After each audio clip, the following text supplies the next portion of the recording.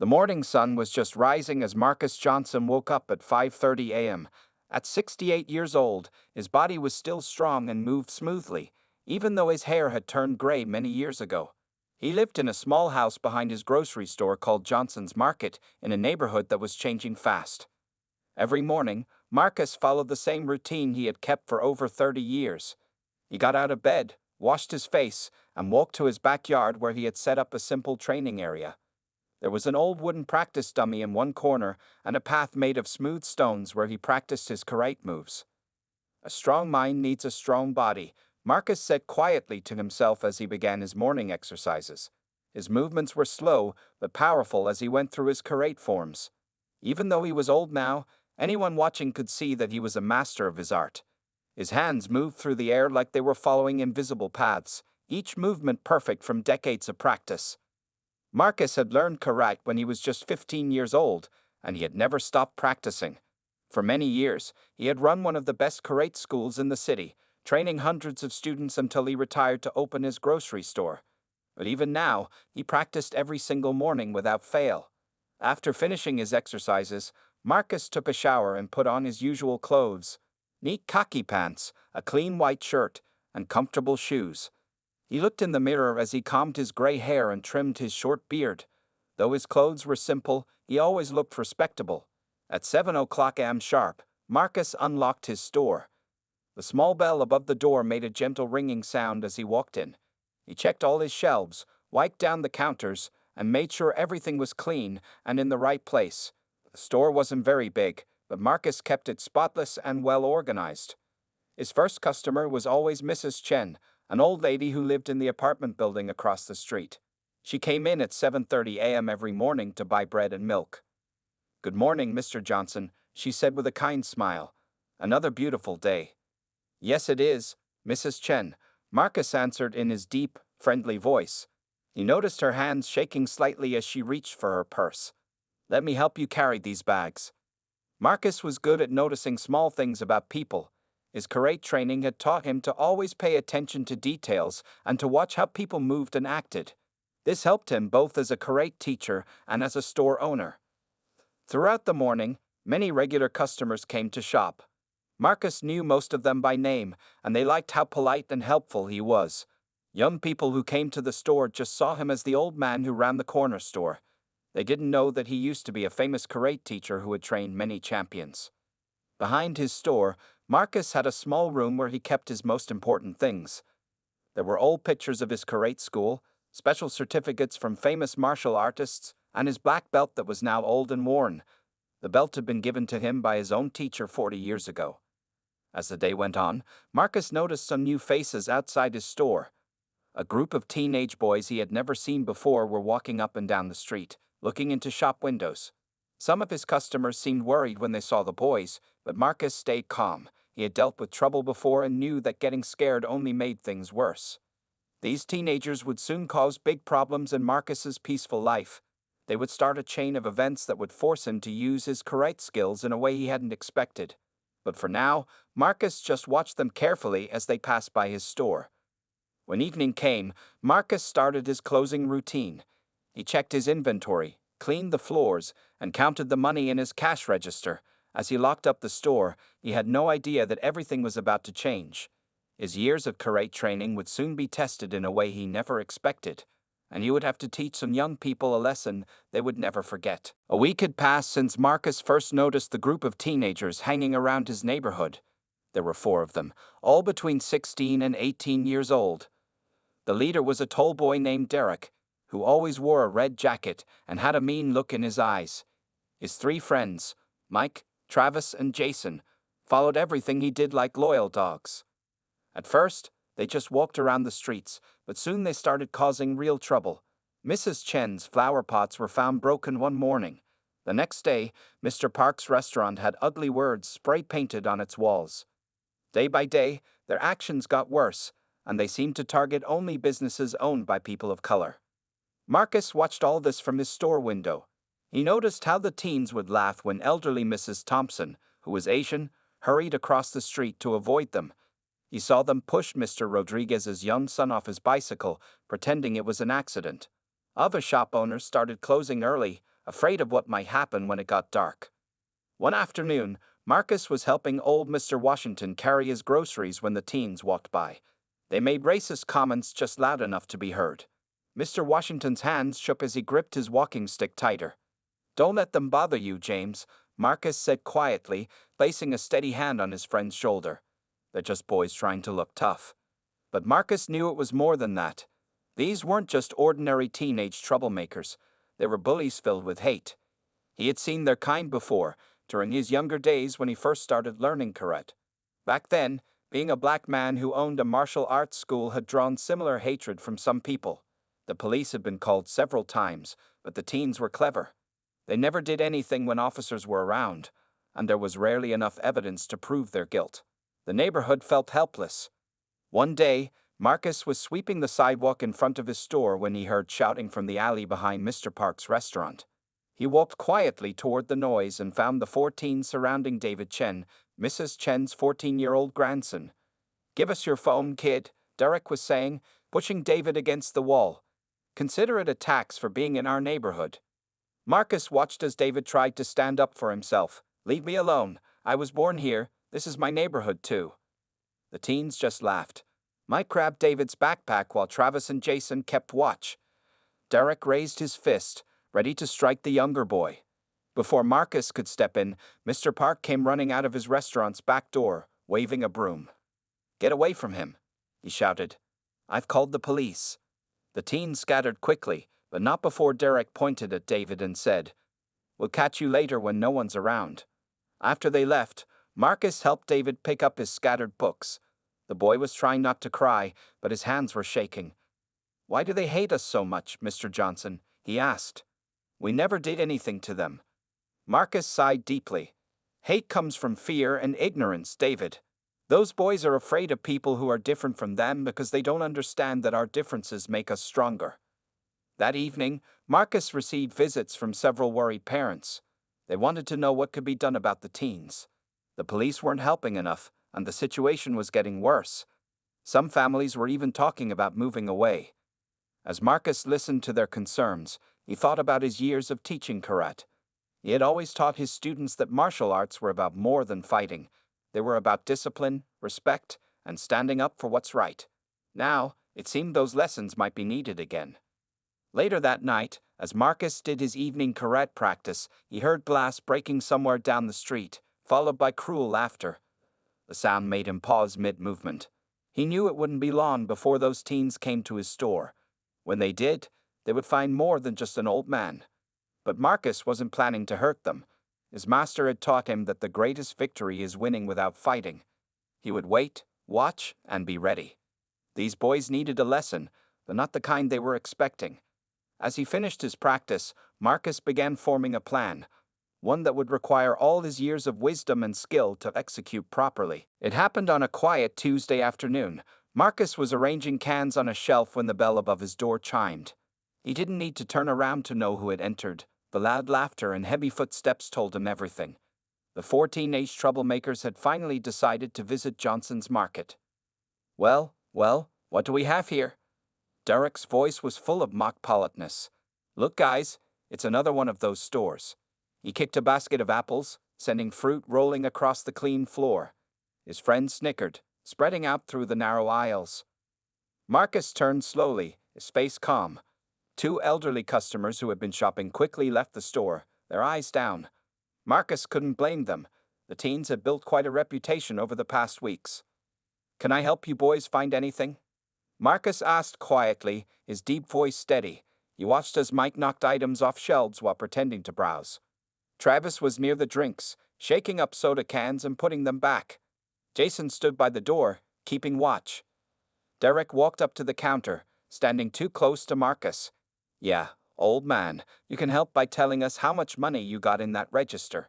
His breath smelled of cigarettes as he leaned forward. "We're doing a survey of all the foreign-owned businesses around here." "I was born in this city," Marcus said simply, beginning to pick up the scattered apples.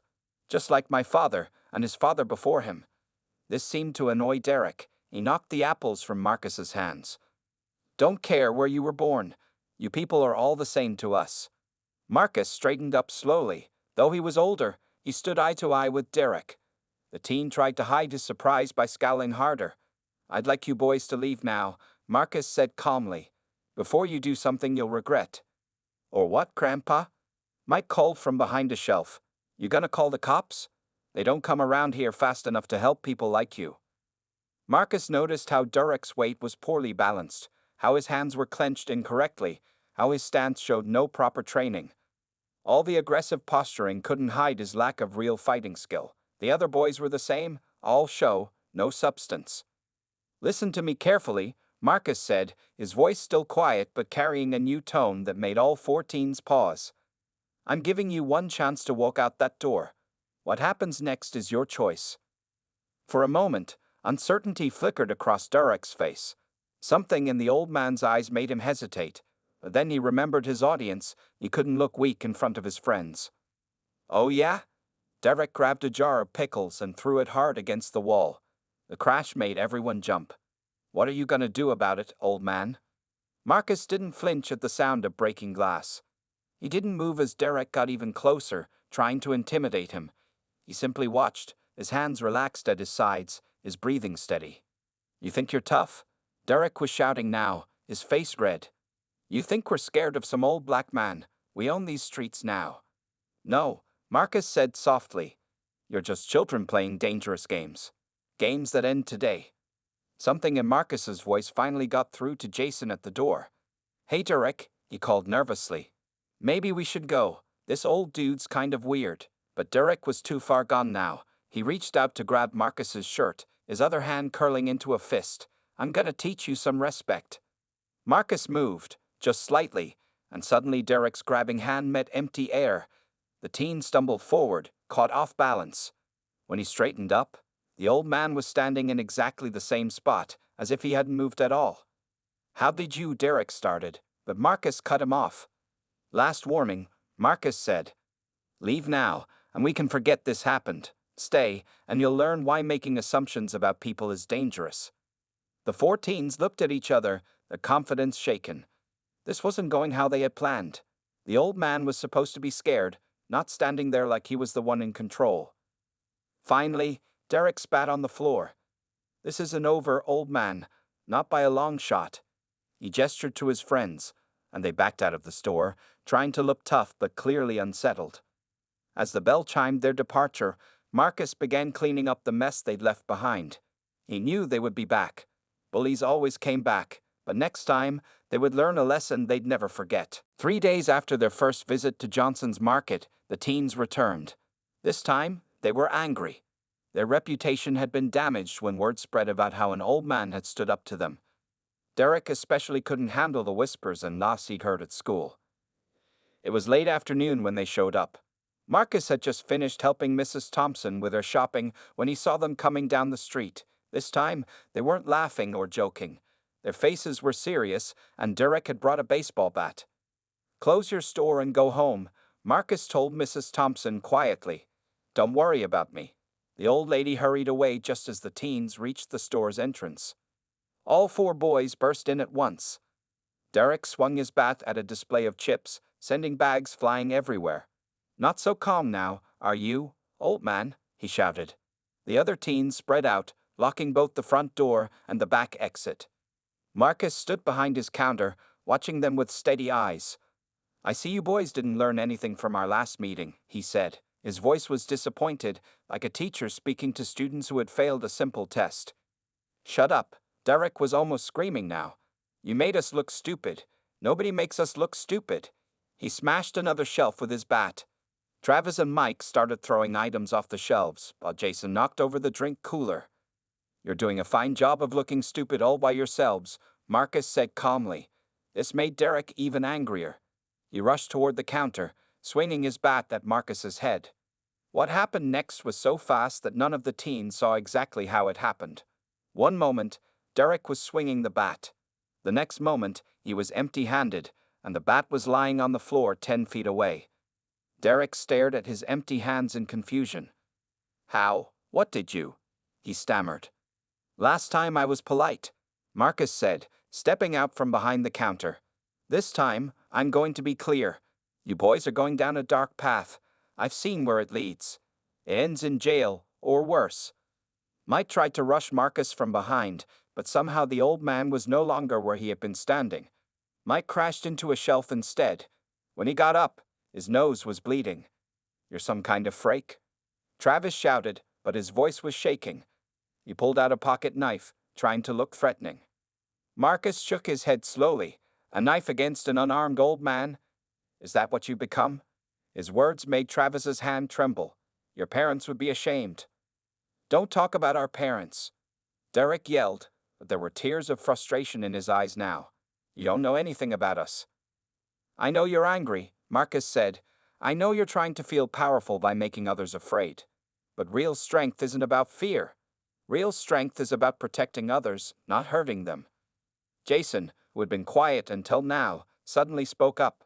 "Derek, maybe we should go. This isn't right." "Shut up." Derek turned on his friend. "We're not leaving until we teach this old man a lesson." "No," Marcus said firmly. "You're leaving now. But this time, I'm calling the police. They'll be very interested in the security camera footage I have of everything you've done. Not just today, but all the other stores you've vandalized." The teens froze. They hadn't noticed the small camera in the corner of the store. Their faces had been clearly recorded during all their destruction.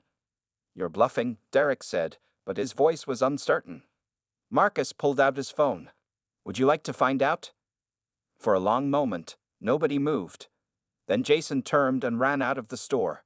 Travis followed quickly. Mike looked at Derek, waiting to see what his leader would do. Derek's face was a mix of fear, anger, and shame. "This isn't over," he said, but his voice cracked. "It can be," Marcus replied. "It's your choice." Finally, Derek and Mike backed out of the store. Through the window, Marcus watched them run down the street, looking smaller and younger than they had when they entered. Marcus surveyed his destroyed store and sighed. He began picking up the mess, knowing the teens would be back one more time. But next time would be different. Next time would be the final lesson they needed to learn. A week after trashing Johnson's market, the 4 teens made their final move. They had spent days watching Marcus's routine, learning when he took out the trash behind his store. Their pride was hurt, and they wanted revenge. It was nearly closing time on a Friday evening. The sun was setting, casting long shadows in the alley behind the store. Marcus stepped out with 2 bags of garbage, heading toward the dumpster. He knew they were waiting. His training had taught him to sense danger long before it appeared. "Now," Derek's voice broke the silence. All 4 teens emerged from their hiding spots, surrounding Marcus in a tight circle. This time, they'd all carried weapons. Derek had his bat, Travis held his knife, Mike had a chain, and even Jason gripped a piece of pipe, though his hands were shaking. 4 armed boys against 1 old man, Marcus said quietly, setting down his garbage bags. "Is this what makes you feel strong?" "Shut your mouth." Derek's voice cracked with anger. "You think you're so special? You think you can make us look stupid? We're going to show everyone what happens when people don't respect us." Marcus stood straight, his hands relaxed at his sides. "Respect isn't taken by force," he said. "It's earned through actions." "Get him!" Derek screamed, swinging his bat. What happened next seemed impossible to the teenagers. Marcus moved like water, flowing between their attacks as if he could see them coming in slow motion. Derek's bat hit empty air. Travis's knife sliced nothing but shadow. Mike's chain wrapped around a garbage can instead of its target. "Hold still," Mike shouted in frustration, but Marcus was never where they thought he would be. "Perhaps it's time for your first lesson," Marcus said calmly, still untouched by their wild attacks. "Balance is everything." As he spoke, he finally moved to act rather than avoid. His hand shot out, barely seeming to touch Derek's shoulder, but the teen leader suddenly found himself sitting on the ground, unsure how he got there. His bat rolled away into the darkness. Travis charged forward with his knife, but Marcus stepped aside, caught the boy's wrist with 2 fingers, and gently redirected him into a pile of empty cardboard boxes. The knife clattered to the ground. Mike swung his chain in a wide arc, but Marcus ducked under it and swept the boy's feet from under him with a smooth movement. Mike landed hard, the chain tangling around his own legs. Jason, seeing his friends fall so easily, dropped his pipe. I'm sorry, Mr. Johnson," he stammered, backing away. "This was a bad idea. I told them it was a bad idea. Stand your ground, Derek shouted, scrambling to his feet. He's just an old man. We can take him. Marcus sighed deeply. Second lesson. Knowing when to stop is as important as knowing how to fight. Derek screamed in rage and charged forward with his fists swinging. Marcus moved like a leaf in the wind, deflecting each punch with minimal movement. Then he gripped Derek's arm, turned smoothly, and used the boy's own momentum to flip him onto his back. Derek lay there, gasping for air, staring up at the darkening sky. In less than a minute, 3 of the 4 teens were on the ground, none seriously hurt but all completely defeated. Jason stood frozen, his face pale with shock. Third lesson, Marcus said, his voice still calm and steady, is about choices. Right now, you boys have one to make. You can continue down this path of hatred and violence, which leads nowhere good. Or you can choose to learn, to grow, to become better than you are. Police sirens wailed in the distance, growing closer. Someone must have called them when they saw the teens follow Marcus into the alley. What? What are you going to do to us? Travis asked, his voice small and frightened. Marcus looked at each boy in turn. That depends on you. I can press charges. I have videos of everything you've done these past weeks. Or you can accept my offer. What offer? Derek asked, still lying on his back. Starting Monday, you will come to my store after school. 3 days a week for the next year. I will teach you real strength, the kind that comes from discipline, respect, and understanding. The choice is yours. The police cars pulled up at the end of the alley, their lights painting the walls red and blue. The 4 teens looked at each other, then at Marcus, knowing their next words would determine their futures. The police officers who arrived at the alley behind Johnson's Market weren't sure what to expect. They had received calls about 4 teenagers who had been terrorizing the neighborhood following an elderly store owner into an alley. What they found instead was a scene that would be talked about in the precinct for years to come. Officer Sarah Chen, who had been dealing with complaints about these teens for weeks, was the first to reach the alley. Her flashlight beam revealed Marcus standing calmly, hands clasped behind his back, while 3 of the boys sat or lay on the ground. The 4th, Jason, was leaning against a wall, looking shocked. Mr. Johnson, Officer Chen called out. Are you all right? I'm fine, officer, Marcus replied politely. These young men and I were just having an important discussion about their future. Derek, still lying on his back, groaned. He's not just an old man. He's like something from a movie. Officer Chen's partner, Officer Rodriguez, checked on each of the teens. None of them are hurt, he reported, sounding surprised. Just a few bruises and wounded pride. Would you like to press charges, Mr. Johnson? Officer Chen asked, pulling out her notepad. We have multiple reports of vandalism and harassment linked to these boys. Marcus looked at each teen in turn. That depends on them. I've made them an offer. They can choose between facing charges or accepting my guidance. Guidance? Mike asked, untangling himself from the chain that had wrapped around his legs. You mean like karate lessons? More than that, Marcus explained. I ran one of the most respected dojos in this city for 30 years. I taught hundreds of students, not just how to fight, but how to live with honor and respect. Officer Rodriguez's eyes widened. Wait a minute. Are you Master Johnson? The same Master Johnson who trained my brother Carlos 20 years ago. Marcus smiled slightly. Carlos Rodriguez, good student. Always worked hard. Sir, he still talks about you. Officer Rodriguez exclaimed. He's teaching his own students now in California. The teens looked at each other, their expressions changing as they realized who they had tried to attack. Travis spoke up first, his voice shaking.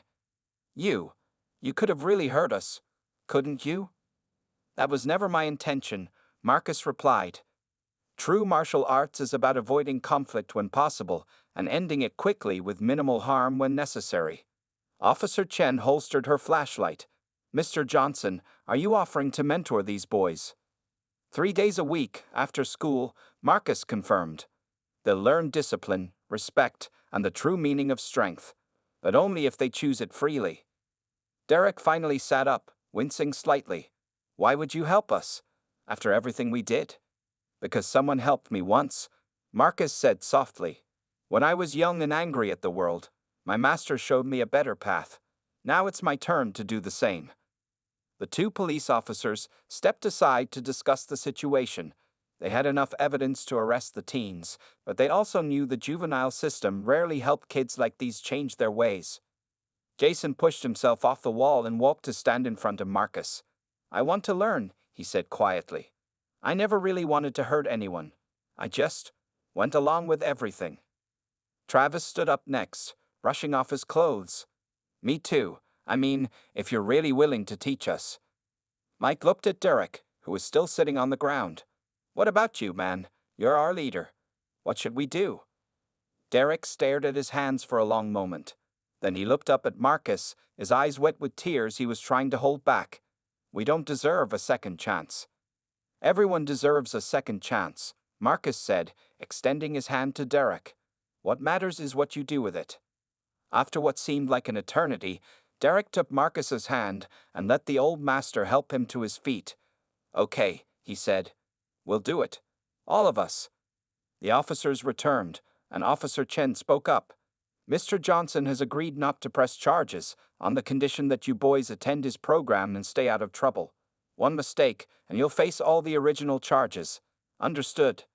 The 4 teens nodded solemnly. As they were led out of the alley to call their parents, they kept looking back at Marcus with a mixture of fear, respect, and something new, hope. Marcus watched them go, thinking about his own master and the circle that was now complete. Sometimes the best teachings came from the most unexpected moments. The following Monday afternoon, all 4 teens stood nervously outside Johnson's Market. They had spent the weekend thinking about their choices and what had happened in the alley. Their parents had been shocked to learn about their activities but relieved at the chance for redemption that Marcus offered.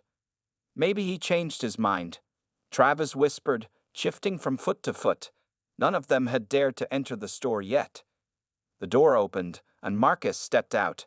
He had changed from his usual store clothes into a clean white karate with a worn black belt tied around his waist. The teens straightened up automatically at his presence. "Follow me," Marcus said simply, leading them through his store to a door they hadn't noticed before. Behind it was a set of stairs going down to a basement. As they descended, their eyes widened in surprise. The basement had been converted into a small but complete dojo.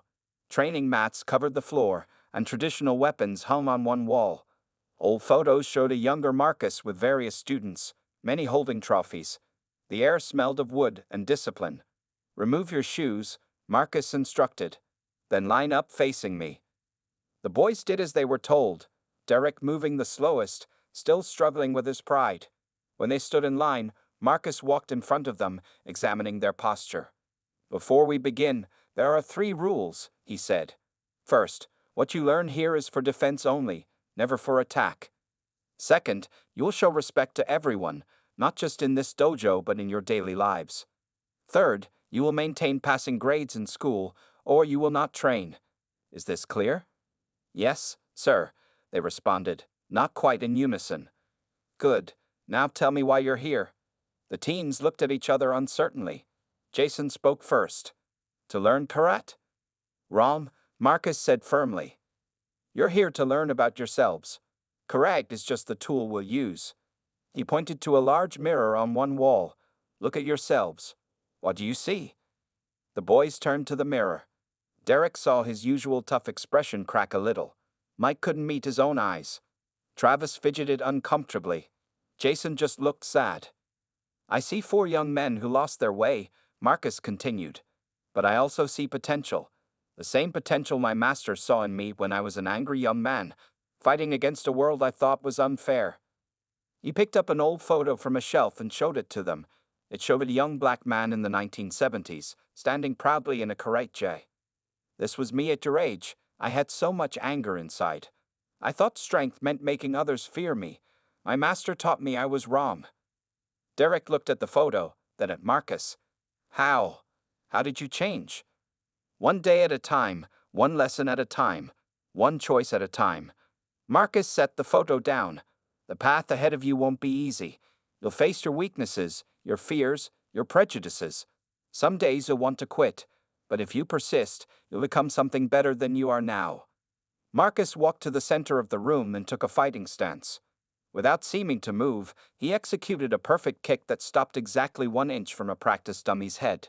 The teens gasped. That control took me years to master, he said, returning to a normal stance. But the hardest thing to control isn't the body, it's the mind. The anger, the fear, the hatred. These are your real enemies. He looked each boy in the eye. Today, we begin with the basics. But remember, every punch you learn to throw, you also learn not to throw. Every fight you learn to win, you learn better how to avoid. This is the paradox of martial arts. For the next hour, Marcus taught them the proper way to stand, to bow, to breathe. Simple things that held deeper meaning. By the end, all 4 teens were sweating and quiet, their usual attitudes stripped away by the demanding exercise. Same time Wednesday, Marcus said as they prepared to leave. Don't be late. As they put their shoes back on, Derek lingered behind. Master Johnson, he said quietly, I'm sorry. For everything we did. Marcus placed a hand on the boy's shoulder. Apologies are good, Derek. Actions are better. Show me who you can become. The teens left the dojo that day walking differently than when they arrived. They stood straighter, stepped more carefully, thought more deeply. It was just the first lesson, but already something had begun to change within them. Marcus watched them go, remembering his own first day of training so many years ago. The circle of teaching and learning continued, turning enemies into students, anger into discipline, and hatred into understanding. 1 year had passed since the confrontation in the alley. Johnson's market looked different now. The shelves were kept stocked by 4 eager helpers who came by after their training sessions. The neighborhood had changed too, becoming more peaceful than it had been in years. On a warm afternoon, Marcus watched with pride as his 4 students demonstrated their skills at a local community event. The same park where they had once terrorized people was now filled with applauding neighbors, watching the teens perform their kata with precision and discipline. Derek, who had struggled the most with his anger in the beginning, moved through his forms with calm focus. Travis, once quick to pull out his knife, now demonstrated control with traditional weapons. Mike, who had swung chains to frighten people, showed gentle patience helping younger children learn basic moves. Jason, who had followed others blindly, now led warm-up exercises with quiet confidence. Mrs. Chen sat in the front row, smiling as she watched David, her grandson, learning kicks from the same boys who had once bullied him. Mr. Park had provided free food for everyone, served by the teens during their break. Officer Chen and Officer Rodriguez stood at the back, nodding approvingly at how their former troublemakers had transformed. After the demonstration, Marcus gathered his students in a quiet corner of the park. 1 year ago, he said, you made a choice in that alley. Today, you show the results of that choice. We wouldn't be here without you, Master Johnson, Jason said softly. The others nodded in agreement. No, Marcus corrected him. You would not be here without yourselves. I only showed you the path. You chose to walk it. Derek stepped forward. I have something to say, he announced. My parents got a letter today. I've been accepted to college. I'm going to study physical education. I want to teach kids, like you taught us. The other boys congratulated him with genuine joy, something that would have been impossible a year ago. Then Travis spoke up. I'm joining the community center as a youth counselor, he said, to help other kids who are as lost as we were. Mike grinned. And I'm helping Master Johnson teach the new junior class at the dojo. Some of those kids remind me of us, before. I've been thinking, Jason added, about how we used to hurt people because they were different from us. Now I understand that those differences make our community stronger. Marcus listened to them with pride, remembering his own master's words. The true measure of martial arts is not in how many fights you win, but in how many lives you change. The afternoon sun was setting as families began to leave the park. Parents who had once hurried past these boys now stopped to chat with them. Children who had feared them now asked for high fives. The transformation was complete. There will still be challenges ahead, Marcus told his students. Life is full of tests, and not all of them can be solved with a punch or kick. But you have learned the most important lessons: respect for others, control of yourselves, and the wisdom to know the difference between strength and power. Derek looked at his former gang, now his closest friends. We were so stupid, thinking we were tough by making people afraid of us. Real strength is what you showed us in that alley, Master Johnson, the strength to give someone a second chance. Marcus smiled. And now you have the responsibility to pass that chance on to others. As the sun set over the park, Marcus watched his students help clean up, joking with the same community members they had once terrorized. He thought about cycles of violence broken, of hatred transformed into understanding, of fear turned into respect. The next day, his students would return to training, continuing their journey. But they were different now, not just in how they moved or fought, but in how they thought and felt. They had learned that true power comes not from causing fear, but from creating hope. Marcus closed his eyes, sending a silent thank you to his own master, who had seen past his anger so many years ago. The circle was complete, and a new one was beginning. In a world often divided by fear and hatred, these four young men had learned perhaps the most important lesson of all. That change is always possible, and it begins with a choice. As they walked home together, the curate uniforms bright in the evening light, they were no longer the neighborhood's tormentors. They had become its protectors, its teachers, its hope for the future. And in that transformation, they had found something far more valuable than the fear they once craved. They had found respect, purpose, and pride in who they had become.